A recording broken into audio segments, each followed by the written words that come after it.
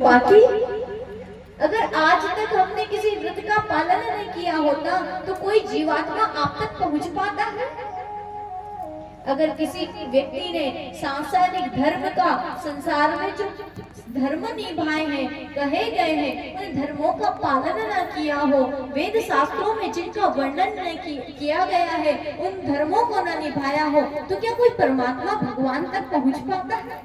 इन सबका पुण्य फल ही तो है प्रभु, जो आप तक कोई जीवात्मा पहुंच पाए, नहीं तो कैसे कोई आप तक पहुंचेगा। भगवान ने कहा ये तो पक्की पढ़ी लिखी है, जो मुझे बचपन से नचाती आ रही है, तो ये जीवात्मा साधारण तो है ही नहीं। सोई ठाकुर जी ने रास करना प्रारंभ किया, और रास में ठाकुर जी करते क्या है? ये निश्चल प्रेम है, ये निष्काम प्रेम है। निष्काम प्रेम में क्या होता है? प्रेम में सेवा होती है। और श्री ठाकुर जी ने गोपियों की ओर मुस्कुराना प्रारंभ किया। किसी को भोजन करा रहे हैं, किसी के चरण दबा रहे हैं, किसी को पंखा चल रहे हैं, किसी को वेणु का नाद सुना रहे हैं। सब आनंदित हो रही है, आह्लादित हो रही है, क्योंकि जन्म जन्मांतर की तपस्या के बाद भगवान श्याम सुंदर आज हमें प्राप्त हुए हैं। गोपियों के मन में अभिमान आया, और जहाँ आता अभिमान वहां से अंतर ध्यान हो जाते हैं भगवान। तुरंत ही भगवान अंतर ध्यान हो गए। काम क्रोध लोभ एक बार हो तो चल जाता है, लेकिन ईर्ष्या और अहंकार भगवान को नहीं चलता, कपट भगवान को नहीं चलता, तब भगवान नहीं दिखाई देते। तुरंत ही अंतर ध्यान श्री ठाकुर जी हो गए। गोपियों ने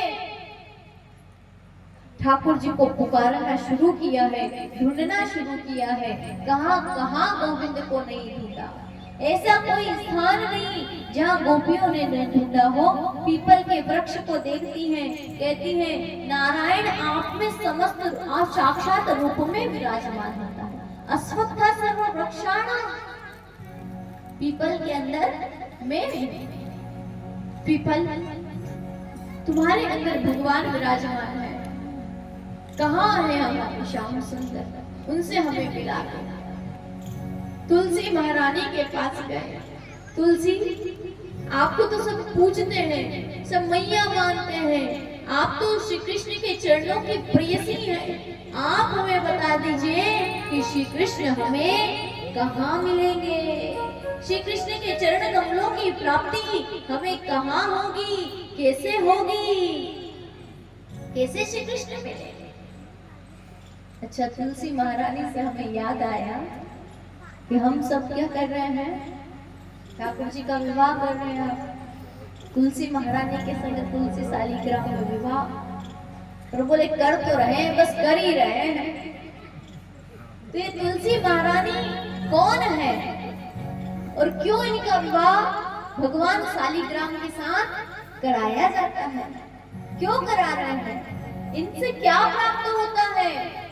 तो ये तुलसी जो महारानी है, ये तुलसी जी जो घर घर में हमारे हैं, और जिनके साथ हम भगवान ठाकुर जी का, श्री शालिग्राम भगवान का विवाह करने जा रहे हैं, आखिर ये तुलसी महारानी है कौन? और इनका विवाह श्री शालिग्राम भगवान से करने से किस पुण्य फल की प्राप्ति होती है? आइए कुछ क्षण हम उसके विषय में श्रवण करते हैं, क्योंकि फिर समय हो जाता है, थोड़ी भी गड़बड़ होती है तो आप सब गड़बड़ हो जाते हैं।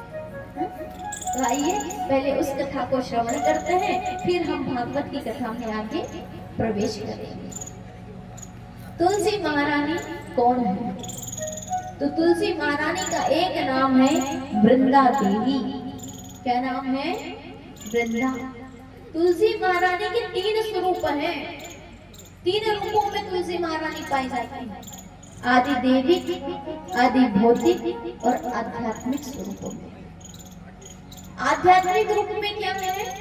बोले वृंदावन में श्री ठाकुर जी की सहचरी है।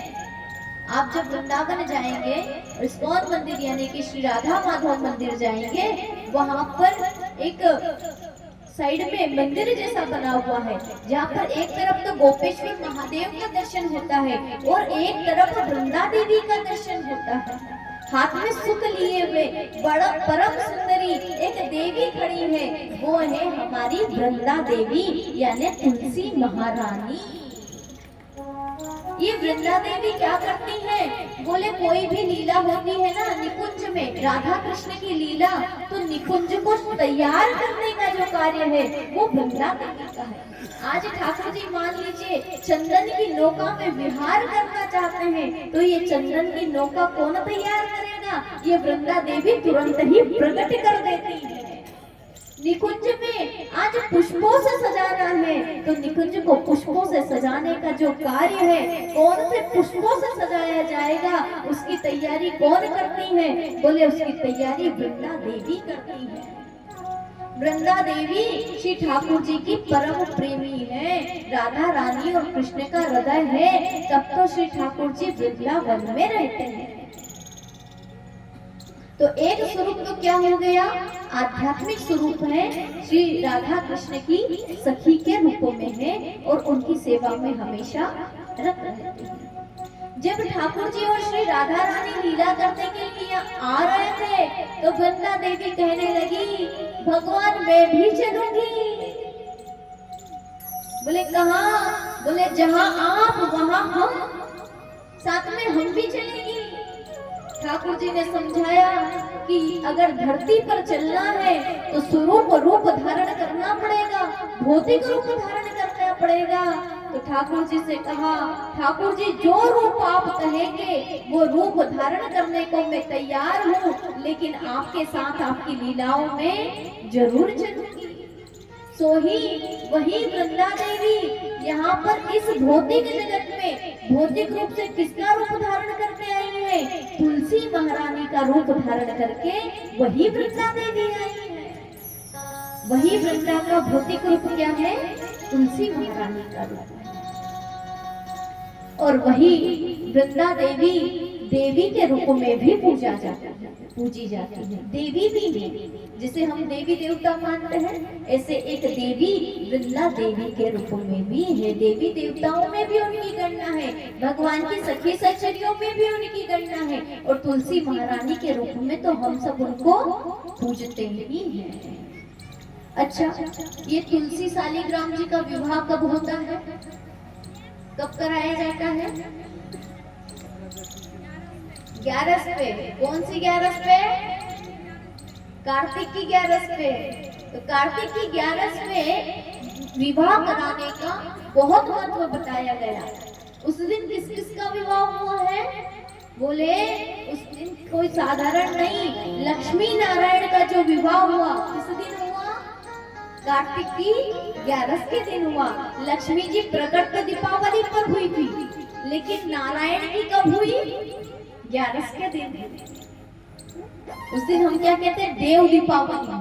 देव दीपावली तो 11 के दिन ही मनाई जाती है। उस दिन हम लोग दिवाली मनाते हैं, लेकिन देव दिवाली 11 को मनाते हैं। और उसी दिन वृंदावन में राधा रानी का और श्री कृष्ण का विवाह भांडेर वन में ब्रह्मा जी ने कराया था। वो भी कब हुआ था? वो भी कार्तिक माह की एकादशी तिथि को हुआ। वो भी इसी तिथि एकादशी तिथि को हुआ था। फिर तीसरा तुलसी शालिग्राम विवाह जो आप सब करने के लिए जा रहे हैं, वो भी कब हुआ था? एकादशी तिथि को हुआ था। इसका कारण क्या है? बोले उस दिन करने का कारण ये है कि भगवान जाग जाते हैं, समस्त देवी देवता जाग जाते हैं, लक्ष्मी नारायण भगवान का विवाह उस दिन हुआ है। तो सबसे पहला कार्य प्रारंभ भगवान से ही करना चाहिए। कोई भी कार्य की शुरुआत करनी हो तो भगवान से करनी चाहिए। हमारे समाज में भी देखा जाता है कि जिस दिन 11 आए उस दिन हमारे भारतवर्ष में लाखों विवाह हो जाते हैं, हजारों लाखों विवाह होते हैं उसी दिन। तो भक्तों का जो हृदय है वो ये मानते हैं कि हम पहले अपने ठाकुर जी का विवाह करेंगे, उसके बाद में किसी दूसरे कार्य की शुरुआत करेंगे। तो वो तुलसी महारानी और श्री शालिग्राम भगवान का विवाह कराते हैं, उसके बाद में अन्य विवाह का प्रारंभ कराते हैं। तुलसी शालिग्राम विवाह के विषय में पद्म पुराण में, स्कंद पुराण में, गरुड़ पुराण में अलग अलग कहा गया। तुलस्यायां विवाहे च पित्यर्थम पुण्य फलम लभेत। क्या मिलता है? बोले पुण्य फल का लाभ मिलता है।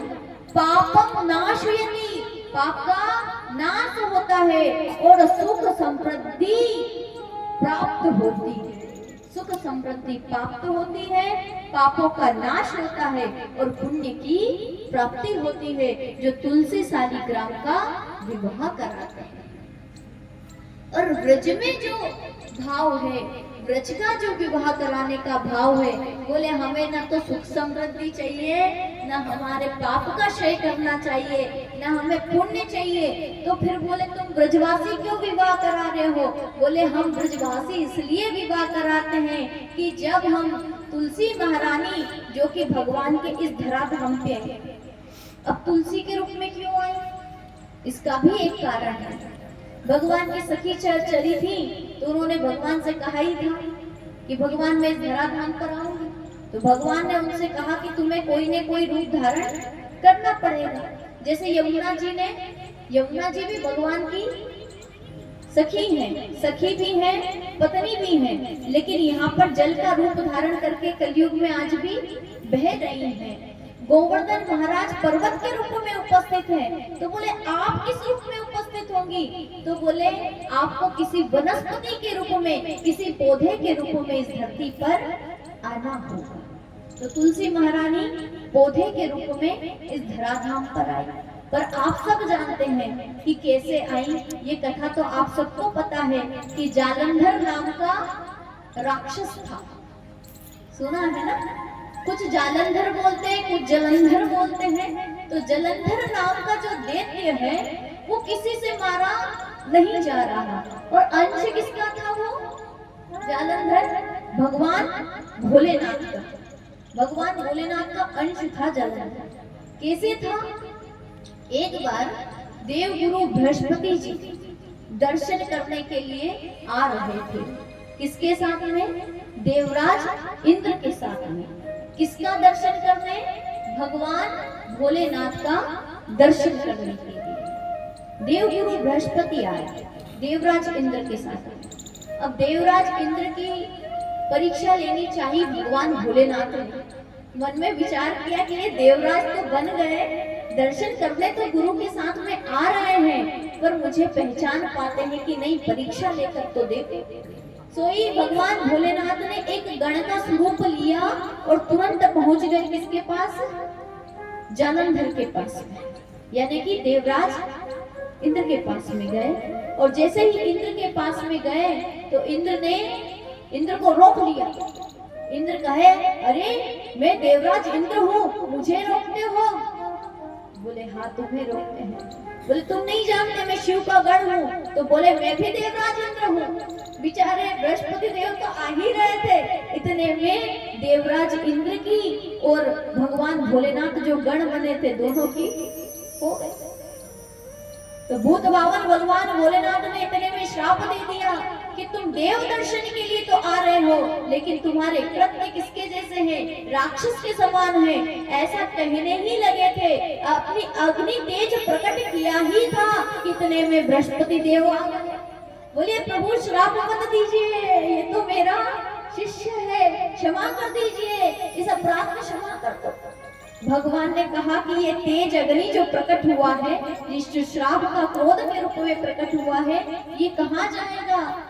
तो भगवान से कहने लगे, बृहस्पति देव ने कहा एक काम करो, समुद्र में बहुत जल है, अथाह जल है, तो उसमें जाकर के ये आपका जो तेज है ये शांत हो जाएगा, इसलिए आप एक काम कीजिए, इसे समुद्र में डाल दीजिए।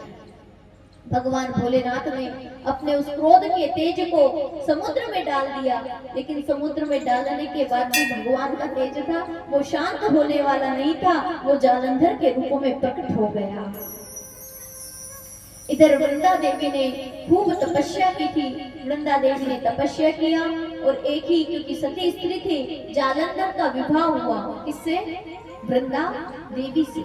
वृंदा से विवाह हुआ, विवाह हो गया। बड़ी सती स्त्री है, राक्षस है जालंधर, और सतीत्व के प्रभाव से उसको कोई मार नहीं सकता। अब सब मारने का का प्रयास करते हैं लेकिन कोई भी मार नहीं पा रहे। साक्षात भोलेनाथ भी अपने, क्योंकि अपने ही अंश से प्रकट है ना, तो भोलेनाथ कैसे मार सकेंगे।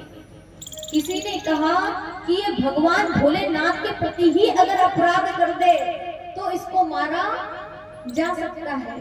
तो क्या किया, इसलिए नारद जी गए जालंधर के पास में और जालंधर से कहा, अरे जालंधर, तुम्हारे पास में सब कुछ है पर एक महत्वपूर्ण चीज, इस जगत की सबसे महत्वपूर्ण चीज तुम्हारे पास नहीं है।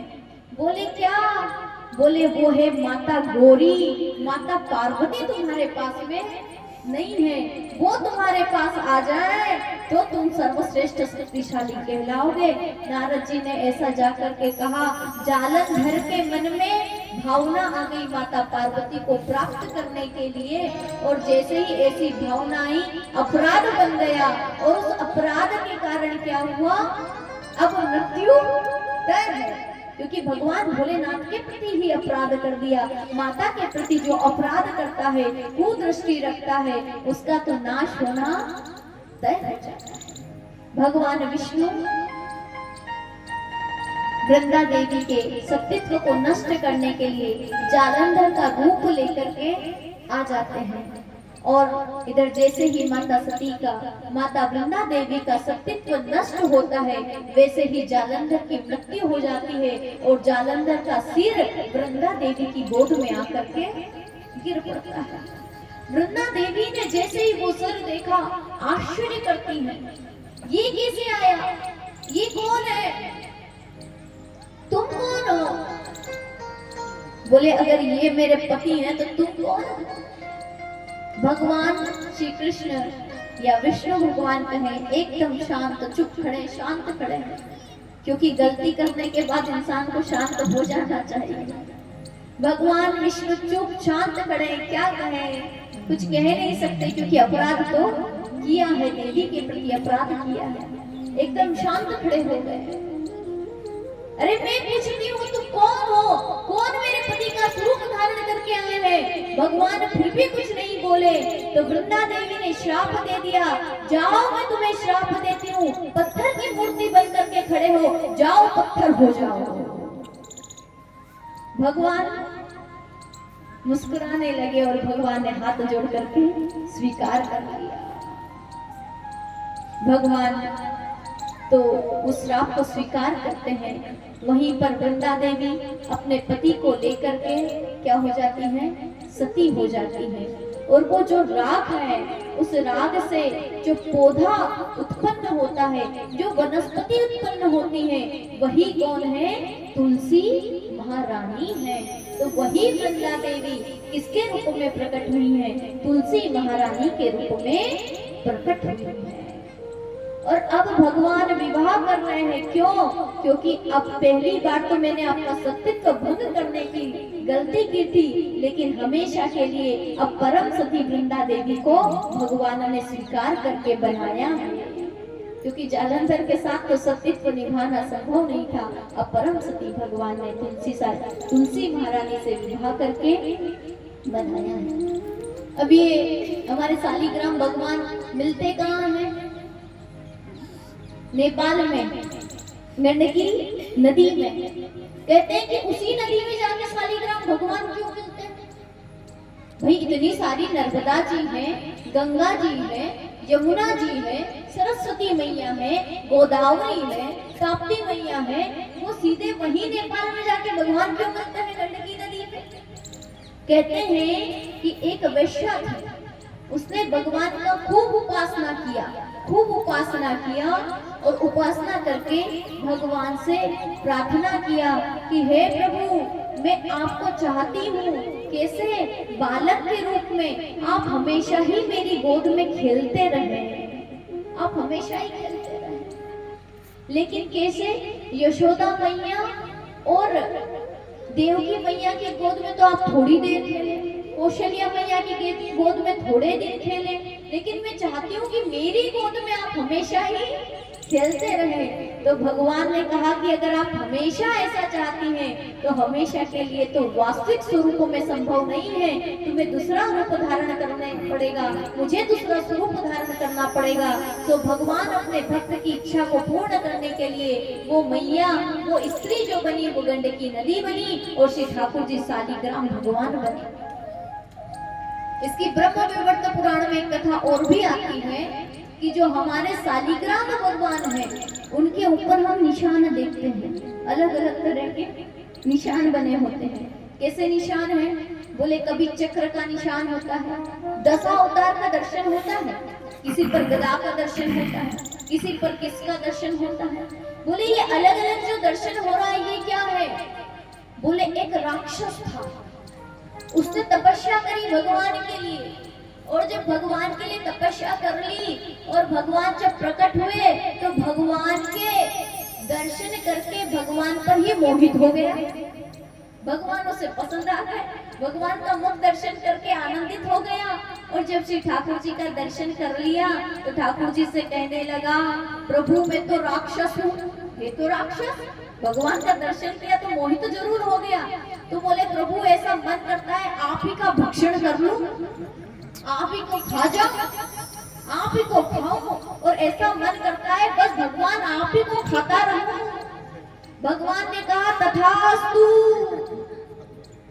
कहते हैं श्री शालिग्राम भगवान, एक कीड़ा आता है उस नदी में, वो कीड़ा क्या करता है, शालिग्राम भगवान को खाता रहता है, खाता रहता है, खाता रहता है, और खाने से क्या होता है, भगवान पर वो विशेष प्रकार के दशा अवतार के चिन्ह बन जाते हैं। वो राक्षस है जिसको भगवान ने दर्शन करके आशीर्वाद दिया था।